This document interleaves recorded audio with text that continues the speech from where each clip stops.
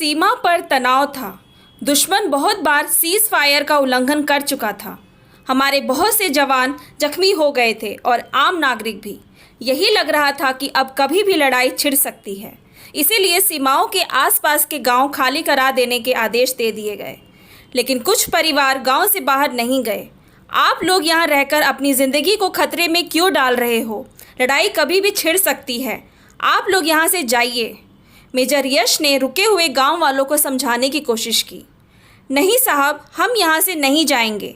हम यहाँ रहकर अपने देश के सैनिकों की मदद करेंगे। हमें लड़ना नहीं आता साहब, मदद करना आता है, वो हम करेंगे। आपके जज्बे की हम इज्जत करते हैं, लेकिन अपनी ज़िंदगी को खतरे में डालना सही नहीं है। और आपके साथ आपका परिवार भी है। खुद को खतरे में डालना, क्या ये आपका ही काम है? वक्त पड़ने पर हम भी देश के लिए अपनी जान देने से नहीं चूकेंगे। फ़र्क सिर्फ ये होगा, आप शहीद कहलाएंगे और हम नहीं। लेकिन आप लोग की मदद करने से आप हमें भी नहीं रोक सकते। यश खड़ा उस लड़की को देखता रहा। उसकी बातों को गौर से सुन रहा था। गजब का आत्मविश्वास और जोश था उसकी आवाज़ में। ये मेरी बेटी है गहना, उसके पिता शशिकांत ने जवाब दिया। बहुत अच्छा बोलती हो गहना, मगर बोलना और करने में फ़र्क होता है।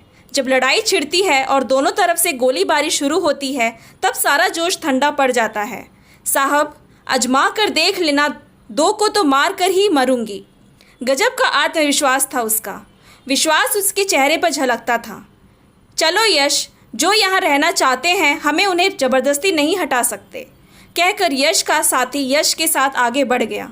वैसे भी मौसम खराब है, बारिश शुरू हो गई है। चलो अपने अपने काम पर ध्यान दें। सीमा पर दुश्मन की तरफ से गोलीबारी चालू थी। सारे सिपाहियों के साथ यश भी सीमा पर डटा हुआ था। ऊपर से बरसात भी रुकने का नाम नहीं ले रही थी। गहना और कुछ गांव वाले सैनिकों के लिए खाना के सामान बारिश में भीगते हुए लाते थे। जब भी गहना बारिश से भीगी उसके पास आती, वो कुछ बोल नहीं पाता था। सारे साथी उसका मजाक उड़ाया करते थे और गाना गाते, एक लड़की भीगी भागी सी। यश मुस्कुरा देता। वो शायद गहना को प्यार करने लगा था। अगर तू उसे प्यार करता है तो बताता क्यों नहीं? जय ने कहा। ऐसा कुछ नहीं है, तुम लोग यूं ही मजाक उड़ाया करते हो। वो बात को यूं ही टाल देता और अपने साथियों से अपना पीछा छुड़ाता। लेकिन सच्चाई वो जानता था कि वो गहना को पसंद करता है। एक रात यश अपने साथियों के साथ सीमा के पास घूम रहा था कि अचानक उन पर गोलियां चलने लगी। उन्हें समझ नहीं आ रहा था कि गोलीबारी कहाँ से हो रही है। एक तो अंधेरी रात, ऊपर से बरसात। यश के दो साथी मारे जा चुके थे। वो भी जख्मी हो चुका था। वो कुछ समझ पाते तभी 4 दुश्मन के सिपाही उनके सामने खड़े थे। चले मेजर साहब, तभी पीछे से गोली चली। वो वहीं ढेर हो गया। यश ने देखा, गोली गहना ने चलाई। साहब जल्दी इधर आओ, गहना चिल्ला रही थी। यश और उसके साथी गहना की तरफ दौड़े। तुम यहाँ क्या कर रही हो और ये गन कहाँ से मिली? इनके और भी साथी हैं जो इनकी मदद के लिए आ रहे हैं। बापू मदद के लिए गए हैं और मैं आपकी मदद के लिए आई हूँ। तुम्हें ये सब कैसे पता? पानी भरते हुए मैंने इन्हें देखा था। इन्होंने चोरी से सीमा पार की। गहना ये सब बता ही रही थी कि उसने यश को सामने से हटाया और गहना की चीख फिजा में गूंज गई। 2 गोलियां गहना के सीने में लग गए। अगर उसने यश को ना हटाया होता तो वो गोली यश को लगती। गहना, यश चीखा। गोलीबारी और बढ़ गई। उन लोगों के और साथी भी आ चुके थे, जैसा गहना ने बताया था।